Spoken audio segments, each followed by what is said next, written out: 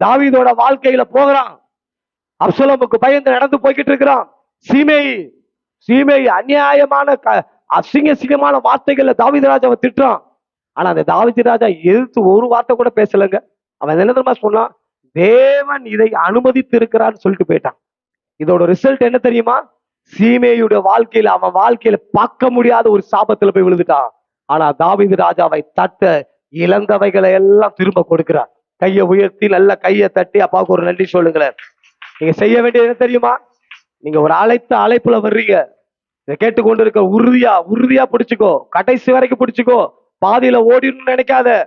ஆண்டவர் லட்டு தந்தாரு, மைசூர் பாக் தந்தாரு, பாவக்காவும் வச்சிருக்கிறார். ஒரு நாள் இன்னைக்கு லட்டையும் மைசூர் பாக்கையும் வாங்கி தின்னுபுட்டு திரும்ப போய் நீ திரும்ப பழைய மாதிரி அதை போடுற இதை போடுற அப்படின்னு நான் இன்னைக்கு சொல்றேன், ஒரு நாள் உனக்கு ஒரு கசப்பு இருக்குது.